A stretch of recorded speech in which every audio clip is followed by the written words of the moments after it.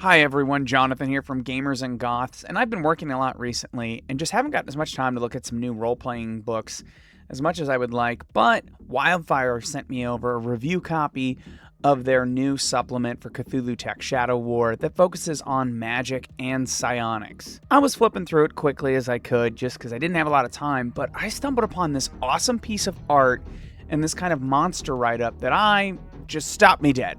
So let's take a look at it right here. So this is the Noke'Roa, which incidentally looks like Roanoke. If you actually look at the word, I thought maybe it's kind of neat.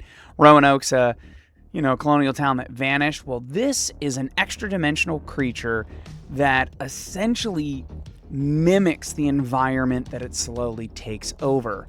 I like this art because it kind of creates this idea of this like organic shell that the creature creates in order to pretend to be something so that it can hide and eventually consume other things.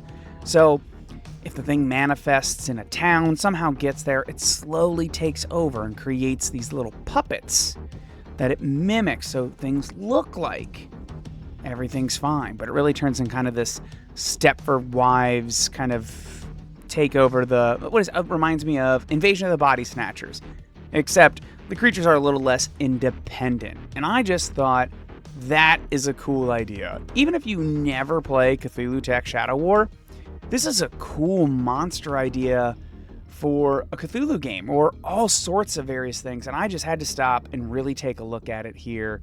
So if we look and get a little closer here at the reading, we've got its first acquisition typically occurs when the individual is alone. So if a character wanders off on their own, fine filaments extend from beneath the surface, entering the victim through the feet and rapidly traversing the nervous system until full cerebral infiltration is achieved.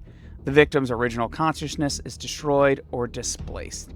A rudimentary puppet is then generated visually identical and functionally automatous, but restricted in behavior on surface-level mimicry of known routines and shallow interactions. That creepy hidden neighborhood outside of the arcologies, the cities, is actually the shell of this extra-dimensional creature. I absolutely loved it. Let's go ahead here and take a look at the next page. All right, here's the second page of its write-up. It's actually got like 5 pages. Well, these are actually 2 pages in one. There's more to it than that, but they don't want me to show you everything, so let's just take a look here. They've got the rules for the mechanics. And then they have so here's breaking out the colonized zone. If we look here at the bottom here, aura masking precision. Puppets generated by the Noke'Roa retain the original individual's aura signature. Magic and psionic senses that would normally reveal falsehood, possession, or inhuman presence do not identify them as compromised, including clear sight and life sense.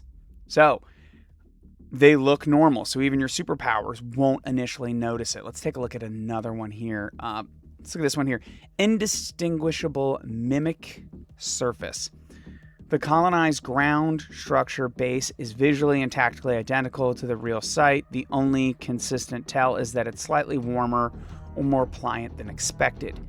Neither clear sight nor life sense notice anything strange about the environments that the Noke'Roa mimics, but heat vision can notice elevated surface temperatures. So there can be little things to kind of slowly creep your players out. Well, the one at the top here. Escape suppression.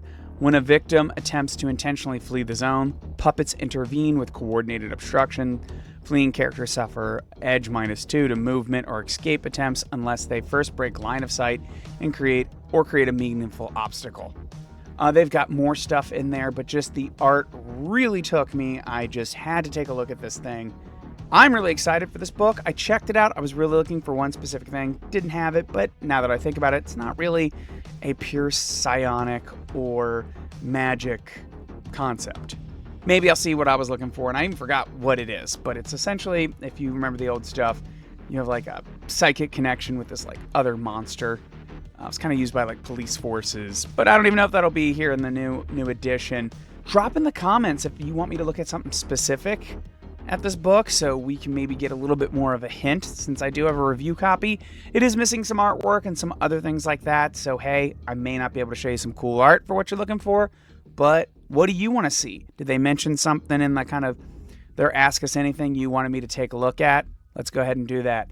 Until then, guys, like and follow for more, and I'll see you next time.